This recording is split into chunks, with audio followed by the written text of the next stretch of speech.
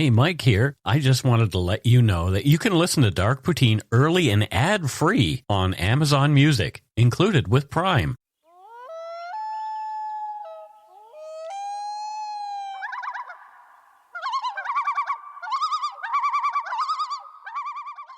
Welcome back to Dark Poutine. I am Mike Brown, and across the table is Matthew Stockton. Hello, Mike Brown. How are you, Matthew? 10 out of 10, thank you. So this is actually our first recording after the new year. Yeah, we took a little break. We needed a little break. Holy smokes. Yeah. So my brain needed a break anyway. Welcome back. Yeah. Welcome back, everybody. The views, information, and opinions expressed during the Dark Poutine podcast are solely those of the producer and do not necessarily represent those of Curious Cast, its affiliate Global News, nor its parent company, Chorus Entertainment. Dark Poutine is not for the faint of heart or squeamish. Our content is often intense, and some listeners may find it disturbing. We're not experts on the topics we present, nor are we journalists. We are ordinary Canadian schmucks chatting about crime and the dark side of history. Let's get to it. Put on your toque, grab yourself a double-double and a Nanaimo bar. It's time to scarf down some Dark Poutine. You are responsible for obtaining and maintaining at your own cost all equipment needed to listen to Dark Poutine. Dark Poutine can be addictive. Side effects may include, but not be limited to, pausing and questioning the system, elevated heart rate, pondering humanity, odd looks from colleagues as you laugh out loud at work, family members not into true crime worrying about you. Positive side effects may include some perspectives and opinions that you disagree with, as well as some wokeness and empathy. If you don't think Dark Poutine is for you, consult your doctor immediately.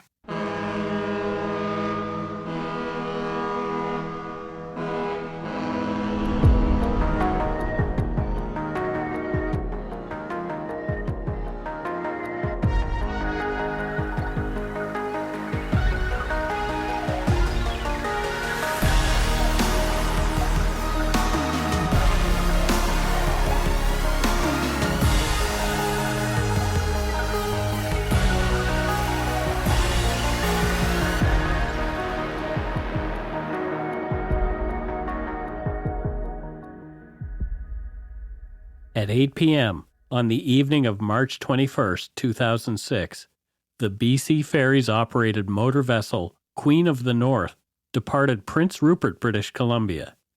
The long-haul passenger and vehicle ferry making the 18-hour overnight trip to Port Hardy on the northern end of Vancouver Island was carrying 22 vehicles, 101 people, 59 passengers, and 42 crew. Many passengers were asleep when at 12:21 a.m., at 17.5 knots, the ferry struck an underwater ledge on the northeast side of Gil Island in Wright Sound. The damage to the hull was catastrophic. It tore holes in the starboard side and took out the propellers. The ferry lost propulsion and began drifting and taking on water. Upon realizing the ferry was lost, the crew and passengers loaded into the lifeboats to take them safely away from the foundering vessel, which sank in 430 meters of water only 80 minutes later. Sadly, two of the passengers, Shirley Rosette and Gerald Foisy, a couple from 100 Mile House in BC, were unaccounted for. As they've never been found, they have since been declared dead.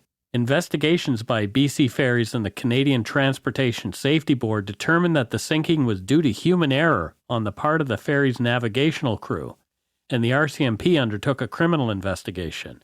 Helmswoman Karen Breicher was fired, as was Captain Colin Henthorne, who was rightfully in his cabin at the time. But the brunt of the blame for the incident fell squarely on the shoulders of another man, the ship's fourth officer. On March 16, 2010, the Crown charged Karl-Heinz Arthur Lilgert with 2 counts of criminal negligence causing death. Lilgert was subsequently convicted of both charges and sentenced to 4 years in prison. You are listening to Dark Poutine episode 250, The Sinking of the Queen of the North. Thanks to Yumberyarder, Ryan Fryer, and others for the case suggestion. It's been on my list of possible episodes since I initially created the list, but sometimes it's nice to get a nudge to move forward with a story. A good guy, that Ryan. He is a good guy. He's always very creative in his posting. He is. And you mentioned something while we were sort of, we were eating McDonald's, so we're not judging We're it. eating McDonald's, and I said, like, because I love watching like people's food, right? Yeah, and, sure. And we have the Yum Yum bus. Yep. And Ryan never has greens on his plate. Oh, well. But the food looks delicious otherwise. I think I still eat like an 8-year-old. I don't know what it is. Like, I could go with tater tots and chicken fingers every night. Yeah, so can I. Yeah. Well, nice shout out there to Ryan in Utah. Yeah, there you go.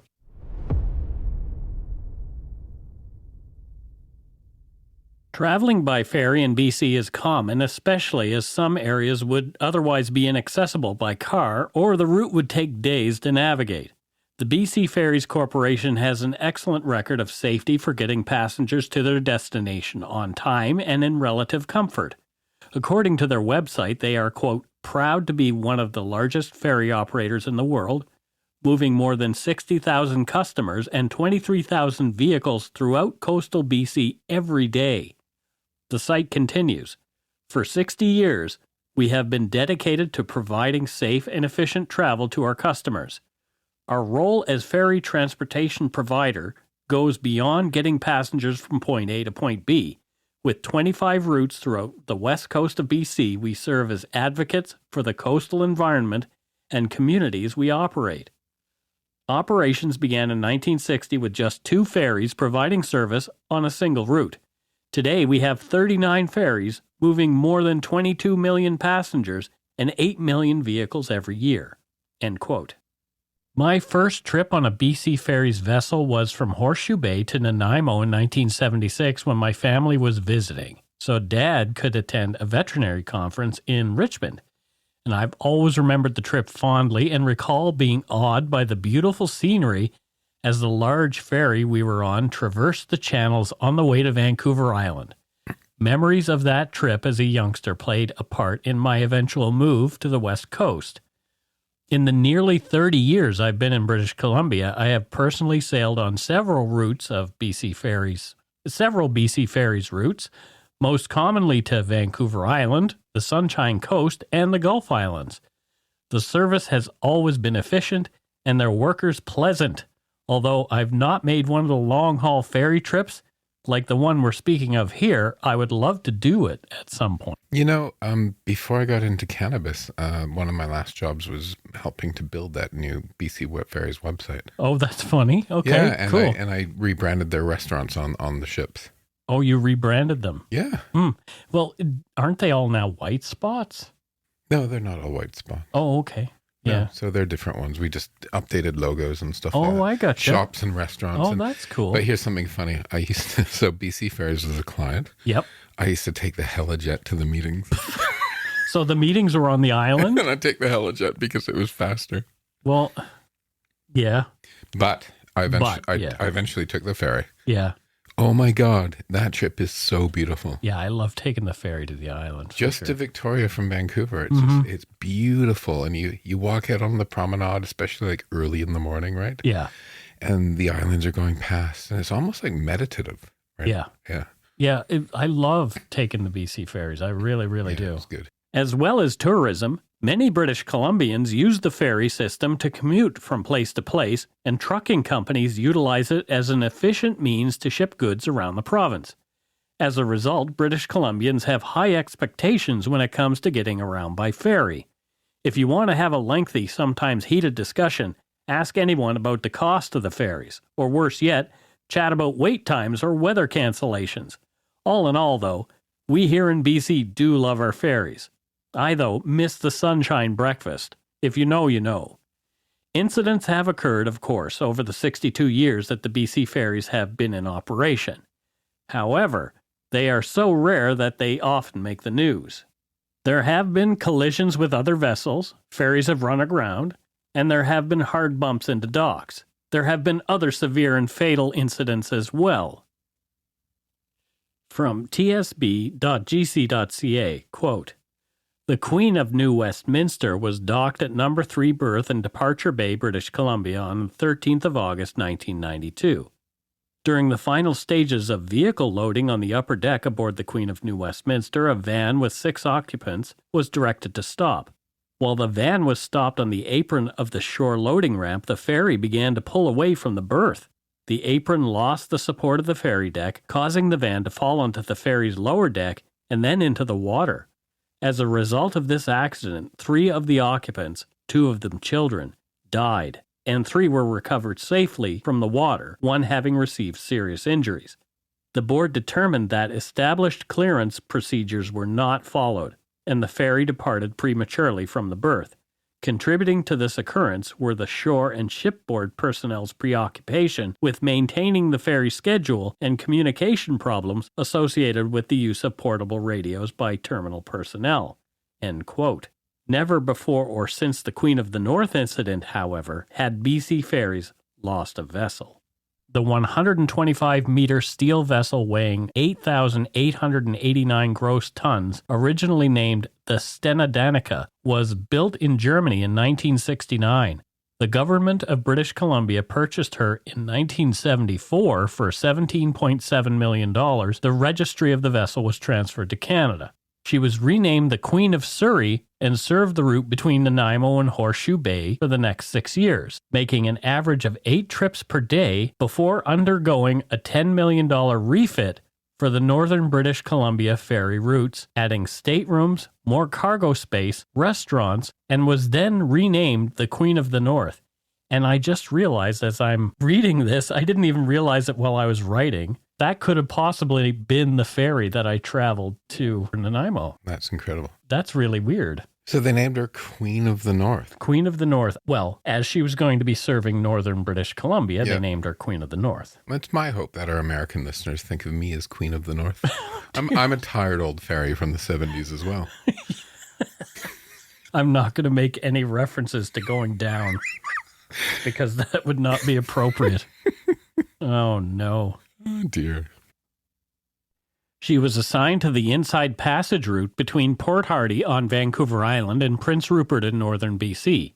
In addition, she occasionally served Bella Bella, Skidgate, Queen Charlotte Islands, and several other small northwestern coastal villages. Due to the isolation of some of these communities where roads were poor or non-existent, she served as the primary source of transport, picking up residents and medical patients and dropping off food, mail, and supplies. In 1985, she was refurbished and designated the flagship of the BC Ferries fleet. A further refurbishment in the 1990s included, for safety, a second set of internally welded doors to prevent the bow from flooding in rough seas. Her final refit, costing $500,000, came in 2001 at the Vancouver shipyards. This included a redesign and modernization of the passenger decks. However, owing to her older single-hull design, the ship was not designed to survive a significant hull breach or the flooding of more than one bulkhead compartment. All newer ferries can survive flooding of at least 2 bulkhead compartments, and because of this concern, the ship was intended to be replaced between 2009 and 2011, but as we know, she never met her retirement date. According to the TSB report on the Queen of the North incident, at the time of her sinking, the vessel had 8 decks, including a double bottom as follows. Deck 8 was the ventilation deck. Deck 7, boat deck. Deck 6, promenade deck. Deck 5, saloon deck. Deck 4, platform deck. Deck 3, main car deck. Deck 2, tween deck. Deck 1, double bottom.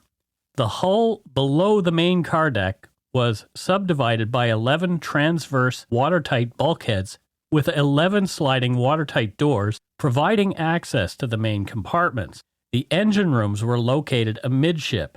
Deck 2, tween deck, contained crew accommodation spaces. There were 2 car decks, the main car deck and the platform deck, decks 3 and 4 respectively. Vehicles had access to Deck 3 by way of the stern or bow doors and ramps. Deck 3 was arranged for 3 lanes of cars on the port side and 2 lanes on the starboard side. The engine casing was mounted slightly off the centerline. 2 sets of transverse flood control doors were fitted on this deck. Deck 4 was divided into 5 sections, port and starboard, with 3 hoistable platforms on each side. So this is quite a complex ship.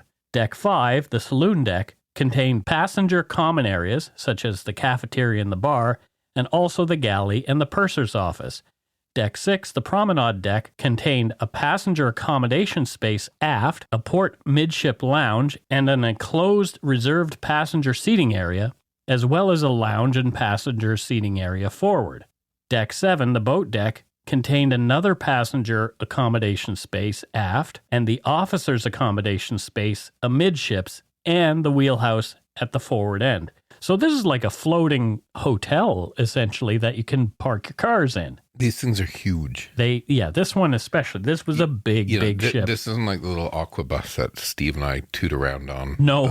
On Falls Creek. Yeah. They're like small cruise ships. Yeah, totally. And it's meant for passenger comfort because these are long trips. I mean, if you had traversed all the way from Skidegate to Port Hardy, that's like a 22-hour trip. Yeah, it's not. Yeah, I mean Vancouver Island. Yeah, if you look, it's like half of the UK. Yeah, right. It's big. Yeah. The vessel was crewed in 2-week watches by a pair of live-aboard crew teams labeled A and B. The crew aboard that evening was Crew B, not Captain Henthorne's usual crew, as he typically captained Crew A. Due to issues with staffing at the time, Henthorne was heading Crew B. He said in his book, The Queen of the North Disaster, the Captain's Story, that he was unconcerned, writing that the alternate crew was very experienced, well-trained, and those that required it had been certified by the Ministry of Transportation, as one would assume. The typical route was to Prince Rupert from Skidegate and Haida Gwaii on the southeastern coast of Graham Island. Skidegate, located on Skidegate Indian Reserve No. 1, was formerly home to the Skidegate Mission, is also northern terminal for the BC ferry service between Graham Island and Alaford Bay on Moresby Island. According to tradition, the village was named after an earlier village chief, son of the Chiton, whose name the late 18th century traders in sea otter pelts recorded as Skidegate. Between 1790 and 1820, the community was a hub for exploiting sea otter furs. Skidegate is home to several famed totem poles as well. On March 21, 2006, the B crew was 6 days into their 2-week watch, and all their trips had run smoothly. That day, the weather was clear, and there was little wind. The Queen of the North arrived in Prince Rupert at 5 p.m., unloaded passengers, vehicles, and cargo, and began prepping for the longer leg to Port Hardy. They were to take the inside passage through narrow channels along BC's western coast between the province's mainland and its numerous islands that required exact attention to its navigation. The ferry was loaded with vehicles and passengers, and she was not even close to a full sailing. Only 22 vehicles were aboard, with room for as many as 127. This meant fewer passengers as well. Although outfitted for 650, there were just 59 passengers that night. There was almost a crew member for every passenger, with 42 aboard, 2 of whom were training, and 8 slots were unfilled. Passenger cabins were assigned to those with cabin reservations, and if cabins were available, passengers without cabin reservations could purchase cabin space on board from the chief steward. Some passengers changed cabin assignments that night. The ramps were up, the lines were cast off, and at 8 p.m., Queen of the North left the dock. Captain Henthorne saw the vessel through the first hour of her voyage, leaving the bridge, he said, at 9 p.m. He left the vessel in what he believed were the capable hands of his crew. It was his turn for some rest. He spent the next half hour or so in his cabin, relaxing before falling asleep in his bunk. In his book, Henthorne wrote that the next thing he knew, Karen Bryker, the vessel's quartermaster, was pounding on his door demanding that he come to the bridge on the double. Henthorne quickly got dressed, and while he was lacing up his boots, he felt and heard what could only be the ship colliding with something. Things flew off the surfaces in his cabin, and the captain was jerked back and forth by what he instinctively knew was the ship running aground. It was 12:22 a.m. on March 27, 2006. And we'll take a quick break and be back with more.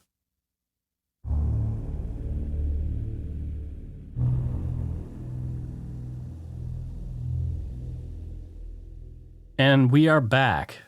Matthew, thoughts on this episode so far? Okay, when things go wrong like this, and it's so completely out of... So, you're tootling along doing your thing. Yeah. And all of a sudden, the ship is capsizing. There's cold, dark water. Yeah. Everything we do in life is a test of faith. Even like walking, right? When you put one foot in front of the other, it's a bit of faith that the ground's not going to fall in front of you. Well, yeah. But just to be so completely out of control in these situations is scary. Yeah, it really makes you question mortality and it's realize how fragile life really is. Yeah, I mean, over the past few weeks, I'd gone to Montreal. Yep. And we almost landed and needed to abort the landing. And it's nothing like this, but when you're like literally on the runway. Yeah. And suddenly the plane lifting back up because we're going to miss the runway or something. Oh, dear. There's like nothing you can do.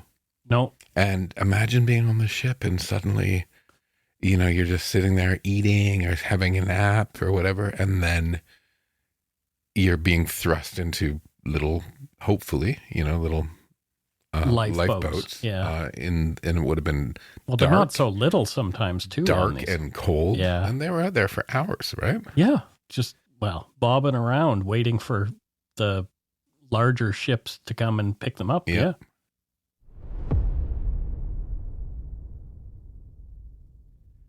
The general alarm was already sounding when Captain Henthorne arrived on the bridge and found the second officer there.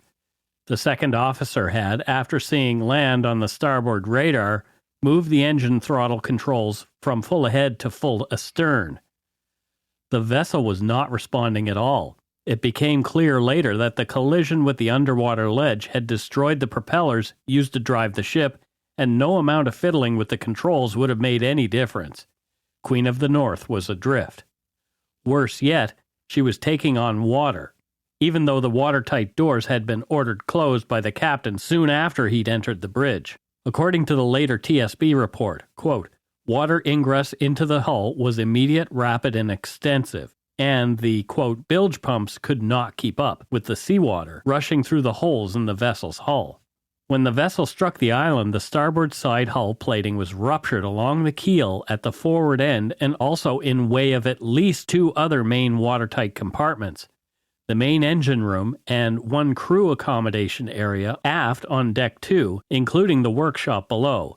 It is known that at least 3 main compartments experienced initial flooding. At 12:26 a.m., the Queen of the North advised Prince Rupert traffic that the vessel was aground and required immediate assistance. At 12:27, Prince Rupert Coast Guard Radio broadcast a Mayday relay on VHF Channel 16, indicating that the Queen of the North was aground, listing severely and taking on water just south of Sainty Point in Grenville Channel. Somehow, in the pandemonium of the moment, the vessel's exact latitude and longitude were misreported several times in the few minutes after the time of the collision. The water was pouring into the crew quarters on deck 2, and by the time the last crew member had been evacuated, the cold Pacific Ocean water had been waist deep. One crew member on deck 2 was briefly trapped in her cabin when a locker fell and blocked her door. She freed herself, by which time some 4 feet of water had accumulated inside the cabin. The decision to abandon ship, albeit never easy, was the only sensible choice. The alarm was blaring, and announcements were made over the PA system to alert the passengers and crew of the collision. All passengers and crew were told to go to the upper deck boat and life raft stations. Almost immediately after the grounding of the vessel, crew members were pounding on doors and checking passenger cabins. Lounges were cleared. From the TSB report, quote, clearing was not carried out according to the procedures in BC Ferries fleet regulations. Chalk marks were not placed on doors, and not all rooms were physically searched. Not all cabins were cleared by those assigned to that particular muster duty. Some crew members were delayed by water ingress, others had already cleared the areas, and there was some confusion about whether to follow the public announcement directing people to proceed directly to the upper deck boat and life raft stations versus following the procedure of clearing all the passenger areas. End quote. Once mustered on deck 7, passengers were directed to stay clear and the crew prepared to launch the survival craft. According to the TSB report at that time, the crew did not do a total head count, but counts were made on loading lifeboats to prevent overcrowding. The counts were not recorded in any way. One person designated to perform this count was reportedly distracted by a passenger with young children and only later returned to complete the count. The ship had been fully abandoned by 1:12 a.m., and the passengers and crew watched helplessly as the large ferry listed and drifted with the current. She sank at 1:40 a.m. before help arrived. Passengers and crew used 3 life rafts, 1 lifeboat, and 1 rescue boat during their abandonment. Search and rescue and Coast Guard vessels began steaming toward the Queen of the North to pluck the passengers and crew from the bobbing life rafts. The first vessel on the scene was the fishing vessel Lone Star at 1:45 a.m. Other fishing vessels made their way to the scene as well. A fast rescue boat from the Coast Guard vessel Sir Wilfrid Laurier arrived at 1:56 a.m. A total of 63 passengers and crew were transported to Hartley Bay by local vessels, and 36 passengers and crew were taken aboard the Sir Wilfrid Laurier. As the groups were split up, the head counts over the next few crucial hours were off, and according to Captain Henthorne in his book, they changed several times. 11 passengers and crew were transported from Hartley Bay to Prince Rupert by helicopter just after 7 in the morning. At 10:15 a.m., all remaining passengers and crew from Hartley Bay were taken aboard Sir Wilfrid Laurier and then proceeded to Prince Rupert, arriving at 5 p.m. that evening. 2 people, Shirley Rosette and Gerald Foisy, a common-law couple from 100 Mile House, had apparently failed to reach the lifeboats. They'd been assigned a cabin on the vessel's port side. Adding to the confusion, a passenger reportedly told police the missing couple had been seen in Hartley Bay during the rescue effort. A thorough search of the small Aboriginal community of 200 people by police turned up nothing and no sign of the couple. Gerald Foisy's years of work as a metal fabricator in 100 Mile House had taken their toll on him. He was on a 6-month medical leave at the time of the ship's sinking and had been dealing with depression and alcoholism after a messy divorce. Shirley was working at a temp gig as a receptionist at Dog Creek Indian Band, where she was from. She had struggled as well. She'd lost her husband of 19 years after a fishing accident in 2003. She too had been depressed. They found comfort in each other's company. Gerald's boss later claimed that Gerald seemed to be turning things around and was due back at work that spring. One passenger claimed she saw Gerald and Shirley drinking wine at their dinner that night. Gerald's brother later said that he was aware Gerald had been drinking that day 2 bottles of beer that he was aware of. He also said that Gerald had more bottles of beer with him as he boarded the ferry. Both Gerald and Shirley took antidepressants to help manage their depressive symptoms. Gerald's doctor later said that had he been aware of Foisy's drinking problem, he'd never have prescribed the medication. The doctor later testified that it would be reasonable to conclude that the mix of alcohol and antidepressants could have, quote, caused drowsiness. Now, this in no way diminishes the responsibility of the crew and BC Ferries in regard to the couple's demise. However, it may have played a role. We will never know for sure. Yeah, I mean, but I'm kind of like, even if they're like drunk, Yep. who cares? Exactly. You know, they're missing. It's their choice. There's no doubt in my mind they're dead, but we have to be careful about how the facts are presented to us in these cases. Mm-hmm. Right? Because everyone's on both sides tries to mitigate, right? Right. And it's not necessarily the truth. Nope. Right? And the truth is usually somewhere in the middle and usually very boring. Yeah. But people, like, it's instantly, both sides want to start create narratives. Yep. And I actually had a situation when I was a junior where I was working for an agency and we were doing some PR, and a bus line had crashed, and a driver who was like 75 years old, like 7 people in the bus were killed. Oh no. And I can remember like the bus company coming to us and my boss at the time, okay, we need to humanize, the driver had died as well. Mm-hmm. And it was we need to humanize him, right? Yeah. Talk about his kids and his grandkids, because what I learned then is things can spin one way or the other really quickly. Mm-hmm. So it was all about, hey, let's try to stop, vilification of a driver. Yeah. And make him human right away. Totally. It's an interesting, fascinating thing that happens. Not just it's in the courts and it's in the media, right? Every story you hear in media, on Facebook, on Twitter, everywhere.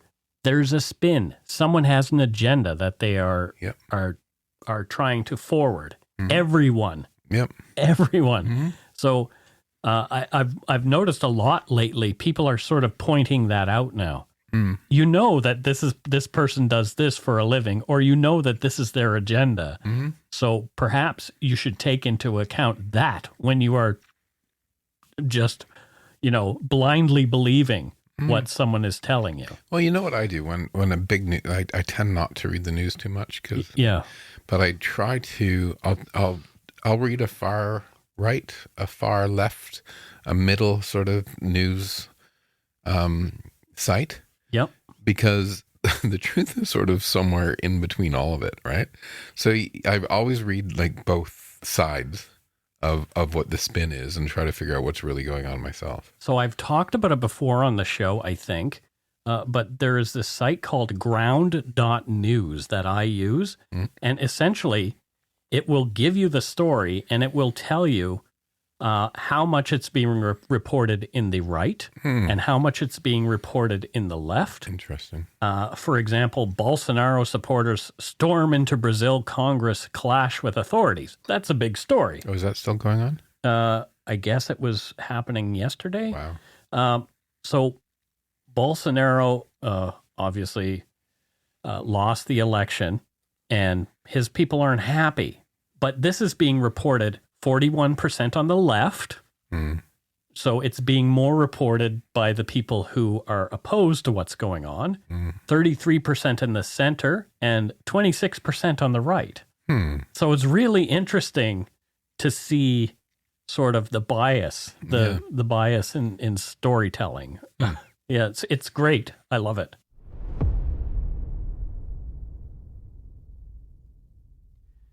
Maybe there was another explanation for the couple's disappearance. Perhaps they had not been on board to be evacuated. From Global News, quote, Jill Lawrence, who was traveling with her spouse to visit her sick father on Vancouver Island, recalled stepping onto an outside deck on the back of the ship to have a cigarette just before midnight. She noticed a middle-aged couple leaning against the outer wall of the ferry, standing in a quiet embrace and not talking. Lawrence said when she returned to her cabin, the couple remained outside. About 15 minutes later, she was jolted in her bed as the ship ran aground. I believe the couple outside was them because I never saw those people again. I just believe that because of the way the ship was listing, they could have fallen overboard. End quote. Regardless, no one has ever heard from Gerald or Shirley since, which is out of character for them. It is presumed that they died when the ship sank. All searches for them, including an extensive ocean search on the day they went missing, have proved fruitless, and a later inspection of the ship by submersible showed no sign of the missing couple. The obvious question was, how had this happened? How had such an experienced crew managed to run their vessel aground in waters they were familiar with? What came out was ugly, and appointed at the ship's fourth officer, Karl Heinz Arthur Lilgert. From court documents, quote, Karl Lilgert was born in Germany on September 1, 1953. His family immigrated to Canada in 1957, and he grew up in Edmonton. He completed grade 10 and dropped out of school following a serious motorcycle accident. He had a dream of working with boats on the sea and moved to Prince Rupert in his late teens. He started as a deckhand on a fishing vessel and worked for many years in the fishing industry. He constructed his own boat, which he lived on for a time.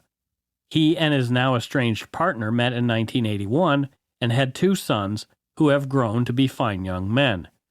Mr. Lilgert built a family home in Dodge Cove, which many have described as a work of art. Lilgert began working for BC Ferries in 1990 as a casual deckhand. Eventually, he moved up the ranks to 4th officer on the Queen Charlotte and Port Hardy routes on the Queen of the North and the Queen of Prince Rupert. He was a respected, highly regarded professional mariner and a friend of his fellow officers and crew members. Some indicated they would sail with him today if they could. End quote. According to the TSB, Lilgert, in charge of the ferry's navigation at the time of her grounding, failed to make a minor course change at or near Sainty Point. He allowed the Queen of the North to travel on autopilot at full cruising speed over 17 knots in the dead of the night straight into Gil Island. Lilgert's responsibility included the duty to oversee all operations on the bridge and to abide by the collision regulations and ordinary practice of seamanship. This included maintaining a safe lookout through sight, hearing, and navigational aids, maintaining a safe speed to take proper and effective action to avoid collision and stop, having regard to prevailing circumstances and conditions, and ascertaining the risk of collision. So what had he been doing, and how had he missed a course correction? It became apparent that Carl Lilgert and Karen Breicher, the Queen of the North's quartermaster, had previously been involved in a sexual relationship. The fateful night was the first time they had worked together since their breakup, and they had been alone on the bridge at the time of the incident.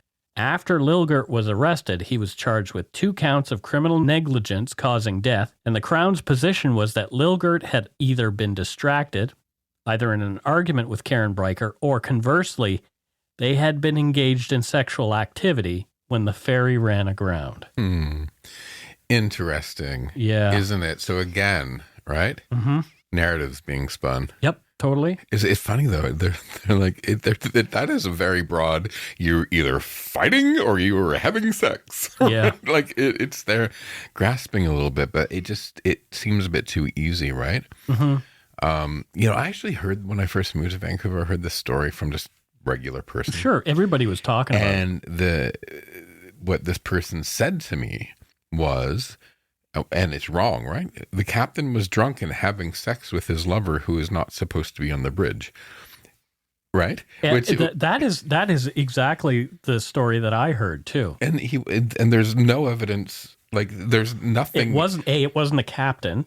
It was the helmsman. It was the 4th officer. B, he wasn't drunk. Yeah, he wasn't drunk. Right? And yeah. C, they don't know. And D, she was actually the one steering. Right. Yeah. Right? Like it wasn't some, just some person that came on the ship, right? She worked for the ferries. Yeah. So it's just amazing how these things deconstruct and then the spin and this weird, I don't know.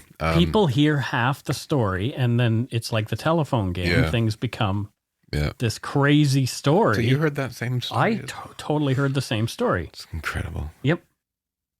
According to court documents, the defense's position was that, quote, any mistakes that Mr. Lilgert made were honest mistakes made in the course of his employment.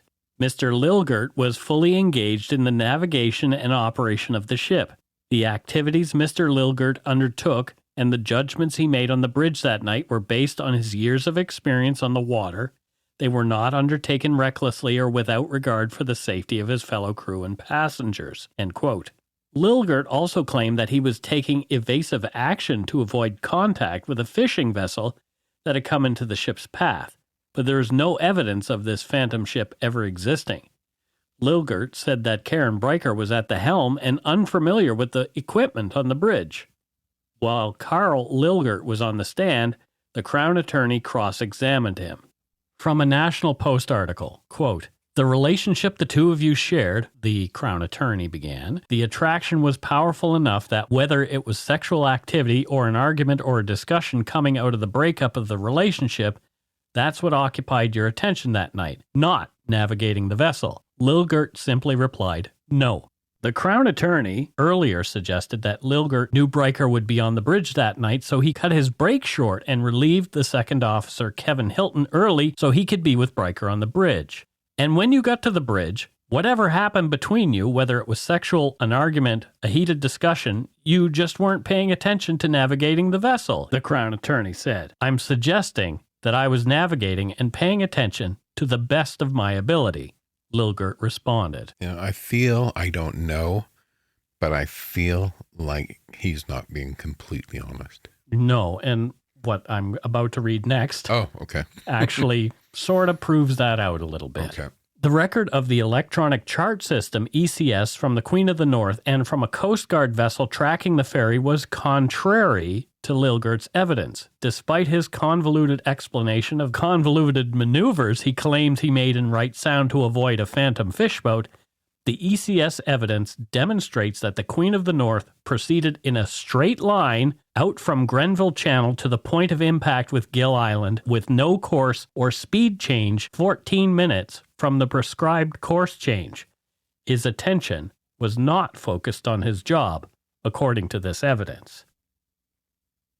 In her sentencing decision, the Honorable Madam Justice Stromberg-Stein wrote, quote, I agree with the Crown that this is not a case of an honest but mistaken belief of someone trying their best but failing or a lapse of attention.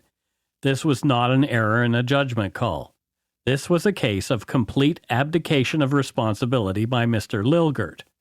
Shortly after joining Miss Bryker on the bridge, he completely failed to take any steps to navigate the vessel. He ignored his responsibility to safely navigate a passenger ferry traveling at night at full cruising speed in waters with land nearby, knowing full well the risks and the possible, in this instance, the inevitable, disastrous consequences. Whatever occupied Mr. Lilgert's attention on the bridge that night, it was not the navigation of the vessel. I do not need to speculate what Mr. Lilgert was doing on the bridge that night. I know what he was not doing. He was not doing his job. He was not navigating a passenger ferry with 101 persons aboard who had entrusted their lives and safety to him. End quote. The judge then sentenced Carl Lilgert to 4 years behind bars and gave him a 10-year prohibition from operating a seagoing vessel. 10 years after the disaster, Captain Colin Henthorne and Harbour Publishing released Henthorne's book titled The Queen of the North Disaster, The Captain's Story. Read it, it's great. According to the North Island Gazette newspaper, quote, when asked about being fired from BC Ferries due to the sinking of the ship, Henthorne first said that he, quote, wasn't expecting it, but then added that he had actually thought about the subject and, quote, talked about it with my lawyer, but I was assured all along I'd be okay.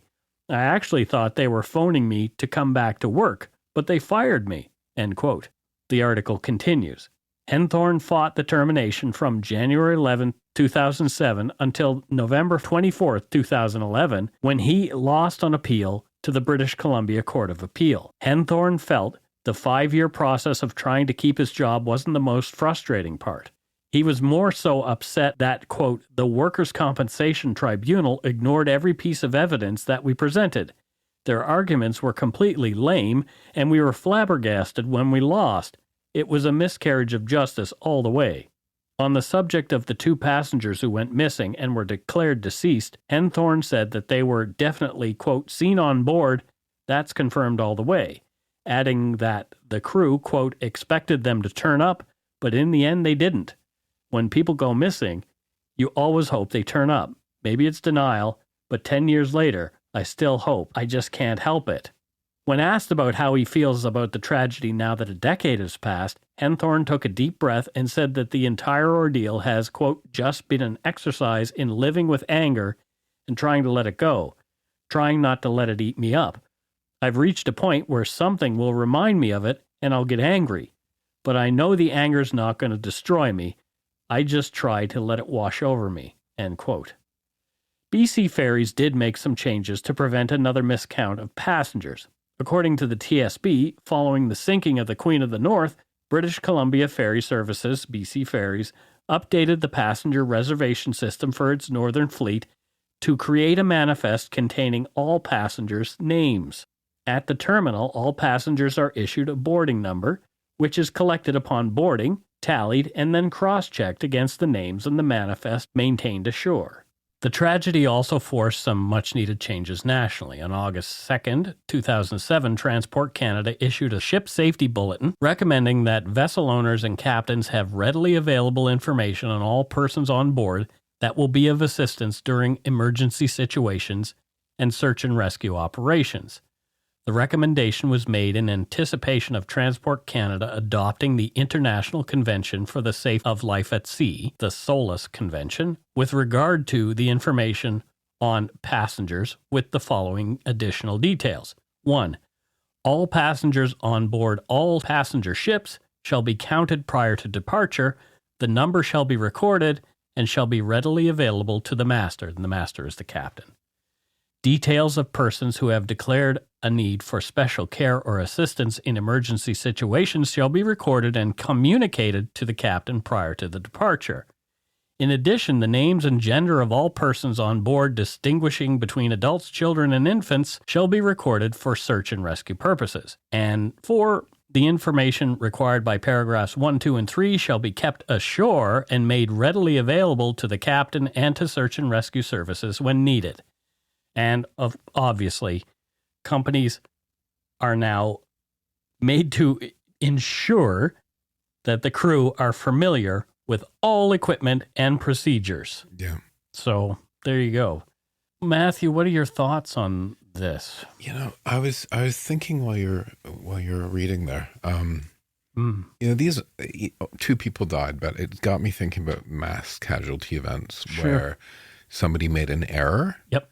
Or kind of just did something stupid, but wasn't setting out to hurt anybody. Right. Right. Yeah. And like, think of, you know, how many stories have we heard of pilot error, driver error, captain error, crowd control error, right? Yeah, I remember that one event with it's like a cruise ship in Italy, I believe. That that ended up on its side, and the captain was blamed for that. Yeah, and I think of that driver who hit the bus full of hockey players. In Humboldt, yeah. And just when these stories come out, there's like a level of hatred and vitriol that happens. Mm-hmm.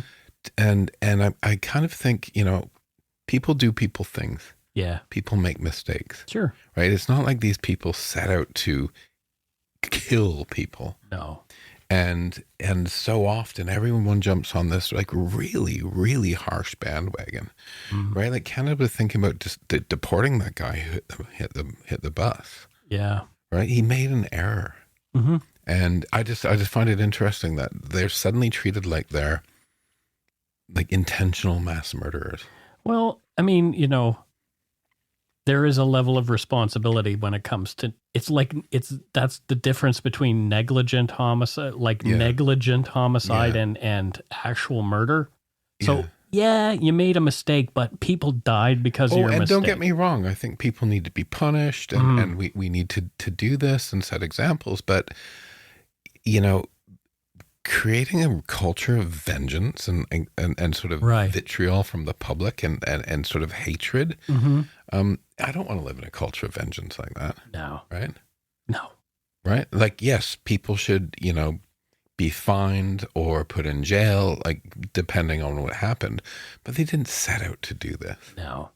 Right? And that's it for Dark Poutine episode 250, The Sinking of the Queen of the North.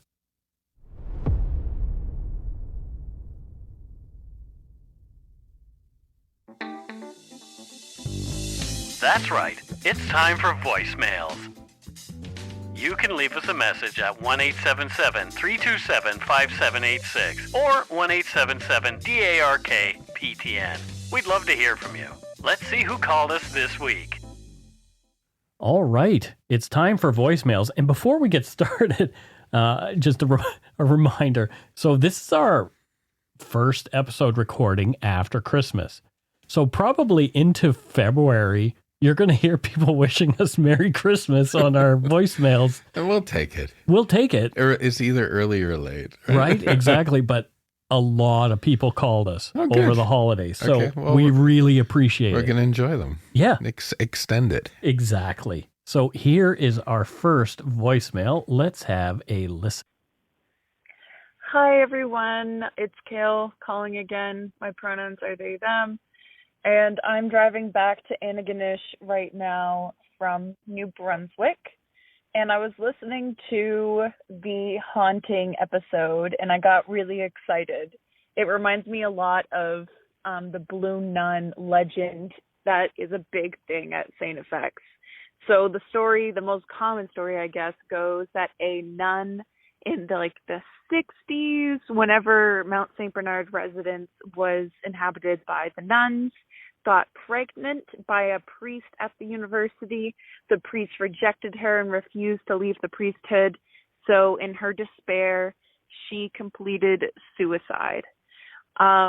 It's a big old story. I've never been able to find anything to back it up, but when I was living there during my first year of university, out my window that looks into the courtyard, I thought I saw someone jump off of a balcony of a building that is connected to Mount St. Bernard Residence, or MSB. So in that, I ran outside, ran right out into the courtyard frantically, and no one was on the ground. Everyone was going about their day normally, and I just looked insane. But yeah, so pretty cool story. Take a shit in your hat and have a good day. Well, wow. That's actually kind of a cool story. I like it when people call to tell us about like haunting stories, and this one in particular, they're talking about like sort of around where that haunting happened. It's fascinating. Nova Scotia has a lot of different weird stories like that. Do you remember Blue Nun wine? Yes. From the 1970s? Yes, I drank Blue Nun. Everyone thought it was so fancy. Fancy. Blue Nun. Didn't it come with a screw-off cap? Yeah, which most wine does now. Yeah. Oh, well. But in those days, a screw-off cap indicated crap. True. There was another wine that we drank called Great White back in Nova Scotia, and you'll never guess what was on the label. A shark. Yeah, it was a great white shark. Remember Baby Duck? Yes. Oh, my gosh. A couple of alcoholics talking 70s about were fun. Booze. Anyway, let's move on to our second voicemail. Hi, Mike. Hello, Matthew. Just wanted to drop you a message. I'm Andrea from Inglis, Manitoba. I'm calling now to put you in the penalty box. Matthew branded me as a gin distiller. I'm actually the person that called in last year as Annie from Winnipeg to tell you about Winnipeg Square, why you can't walk across the street at Portage in Maine, and about the guy taking a poop in the planter in the downstairs mall and how that went viral. Matthew has already branded me as a city planner from that interaction. I sort of moved across the province. I guess I am currently city planning here in Inglis. I just want to say that if I am also now a gin distiller, I'm going to need an increase in salary for taking on this new additional role. Thank you for everything you do. I absolutely love the podcast. I never shut up about it to my family and friends, and I think they're pretty irritated about that with me. But please keep up the great work and go take a shit in a planter. Annie. Well, thank you. I love that. Well, anyway. Hey, your extra pay is that you get to have some free gin. Yeah, exactly. I thought that was her hobby. Yeah, so it's like her side gig. Too funny. Anyway, thank you. That's thank great. you so much. And I'm always up for hearing more about the pooping in the planter. Go poop in your planter. I can remember. I remember that like it was yesterday. It so traumatized me to see that video of this man just, taking down his pants and having a giant old stinky doo-doo in the... Oh. Maybe that's how we sign off. Go shit in your planter. Go take a dookie in your planter. Blech.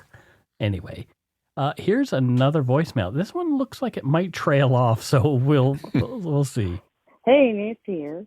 Just wanted to say I really love enjoying listening to you and Matthew talk. It kind of reminds me of SCTV, Lava Deck and Kenzie kind of thing. Cool. You guys are amazing. You've helped me out so much with my mental health. I just really hope that the other podcasters don't know that I'm not listening to them. But we'll not say their names. I enjoy watching them. Anyway, listening.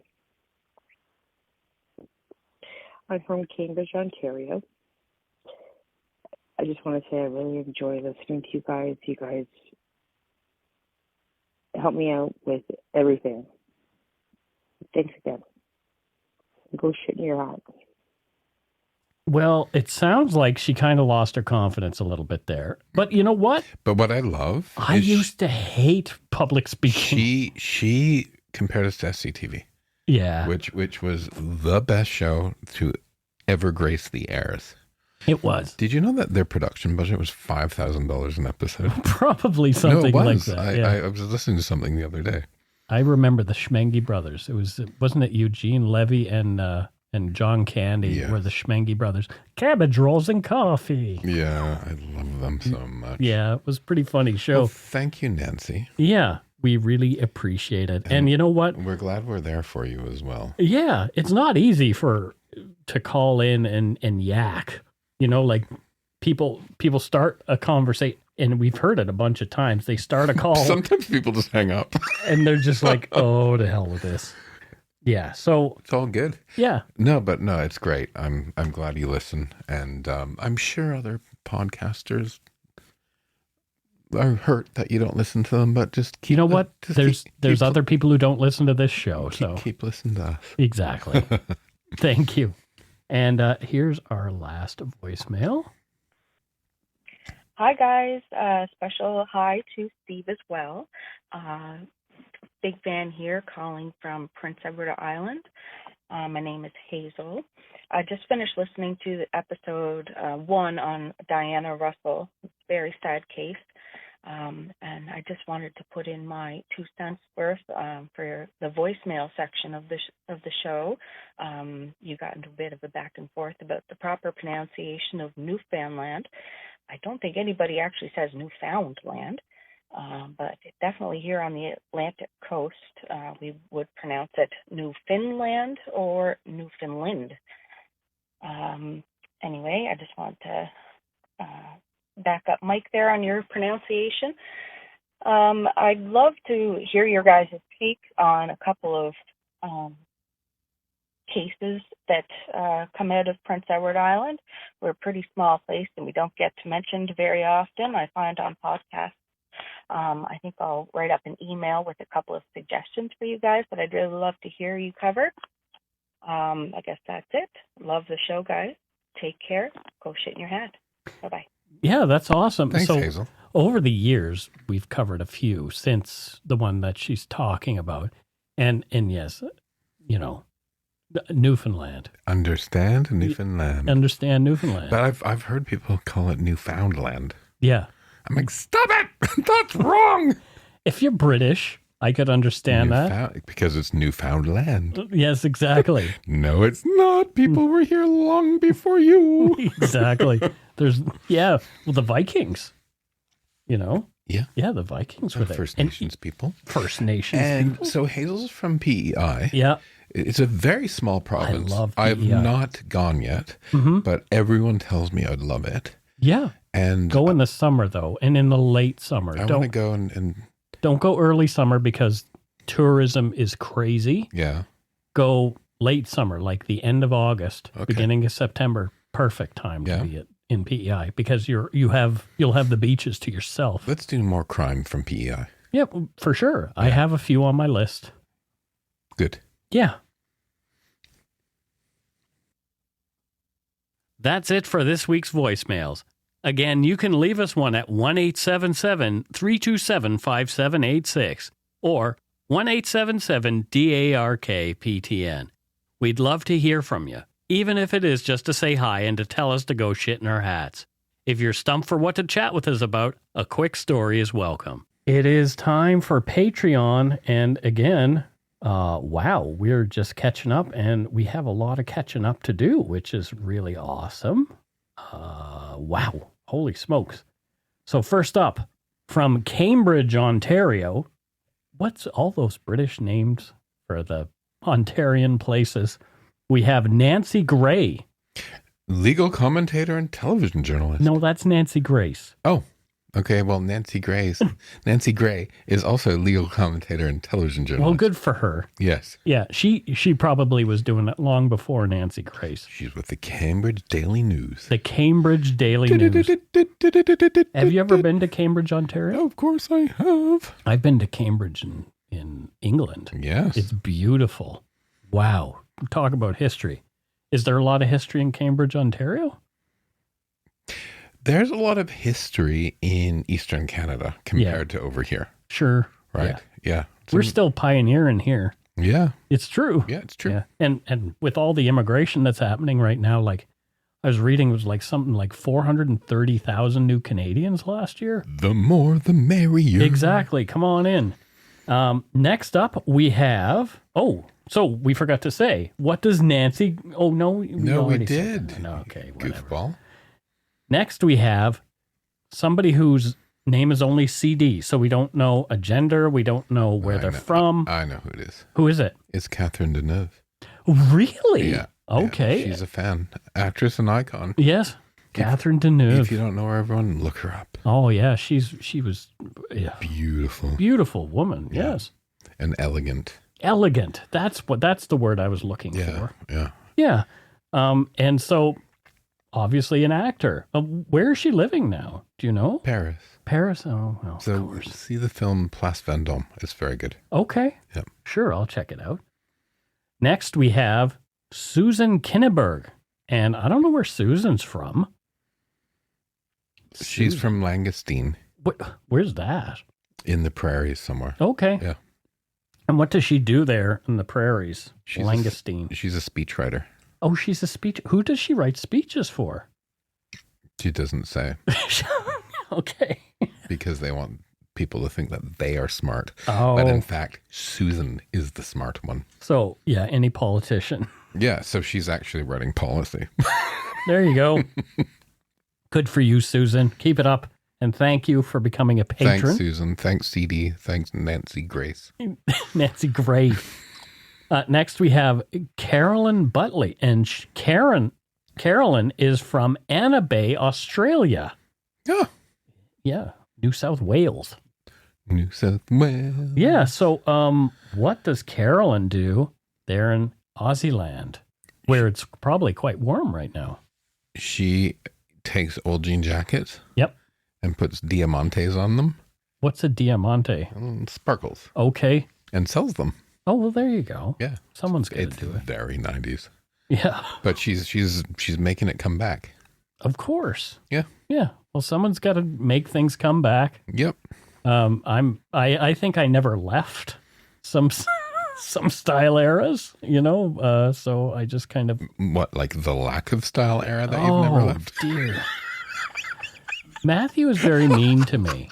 He's very, very mean to me. I'm off actually the really show. cruel. He's a real jerk.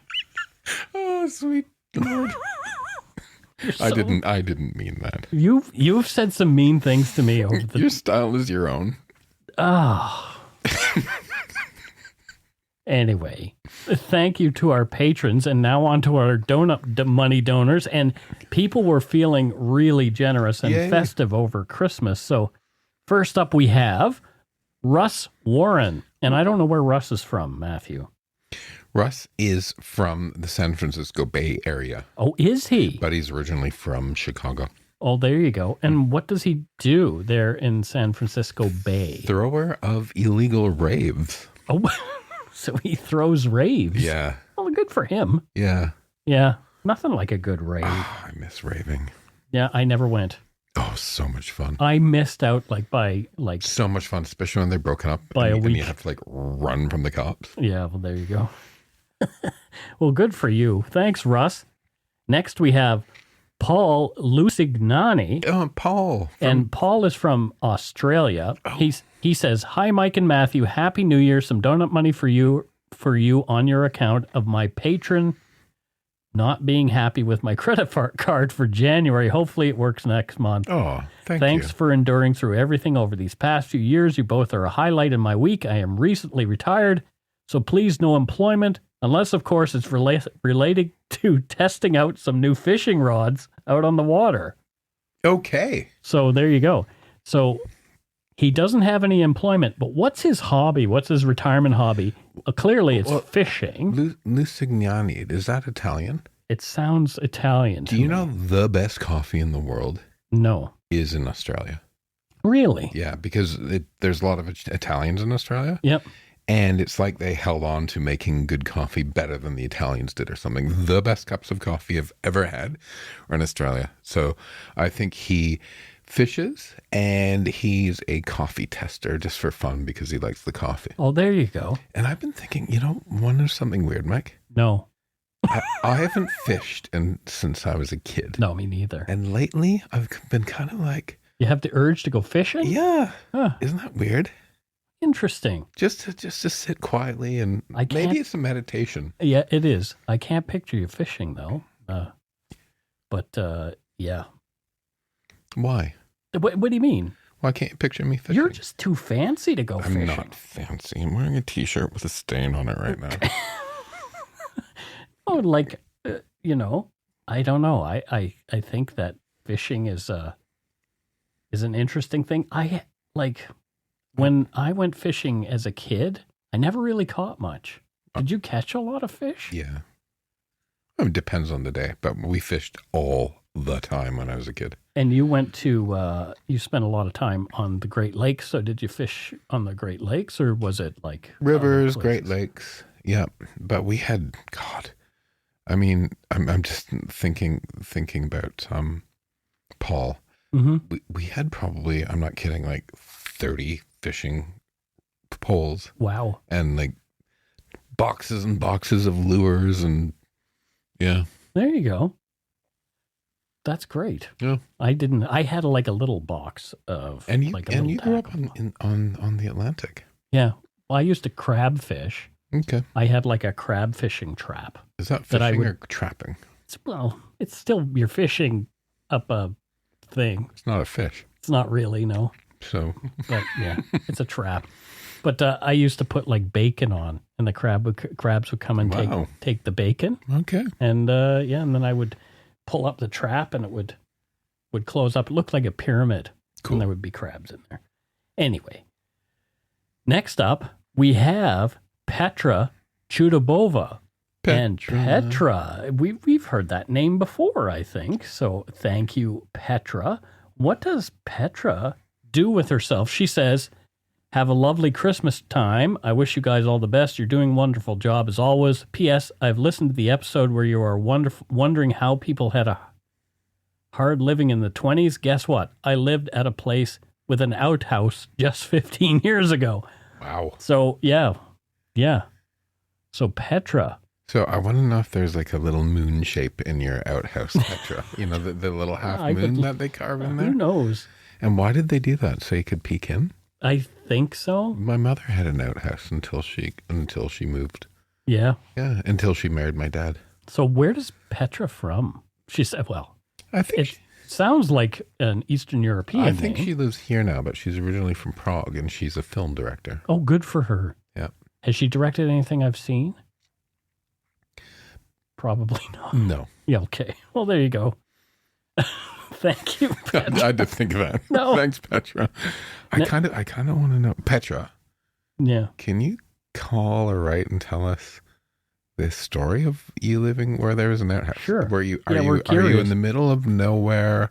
Are you sort of doing like an off-grid thing? Do you just like to poop outdoors? Well, an outhouse isn't shitting in the woods, though, right? Like it's still. Like, but we want to know the story of this outhouse, so please let us know. There you go.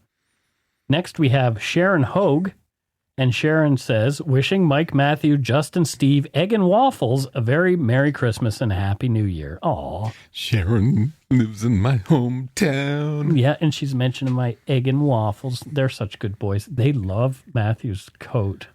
They're so sweet. They are, yeah. So I have like this like tweed jacket that I put down and like both curl up on it and like fell asleep. Yeah, they're very cute little boys.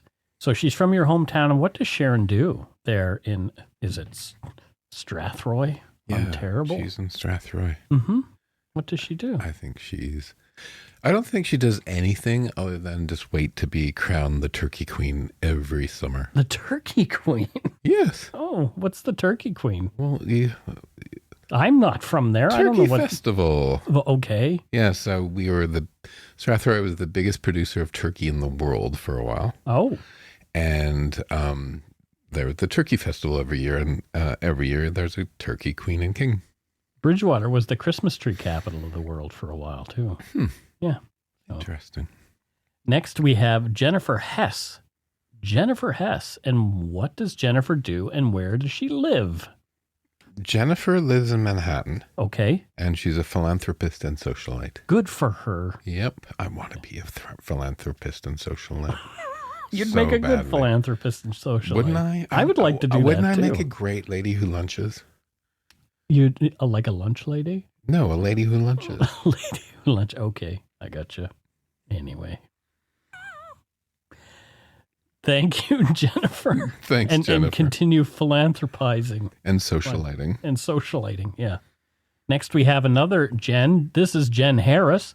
She says, Merry Christmas, guys. It's been a crazy year, but I'm glad to have found you. It made the year less bad.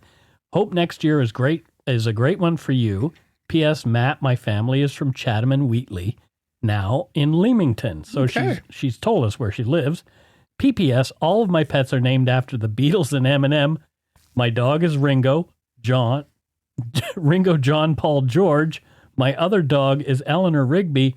We also have chickens named after Beatles songs. Hilarious. So That's interesting. fantastic. That is really cool. Why not? Yeah, a chicken named Michelle My Belle. Anyway, Can you please call a chicken Dear Prudence? it probably is. I really a chicken want named Prudence. Dear Prudence. Dear Prudence. Yeah. Okay. Jen is a Mandela effect researcher. Wow. Yeah. So the Mandela effect is a belief that you have or hold that isn't necessarily true.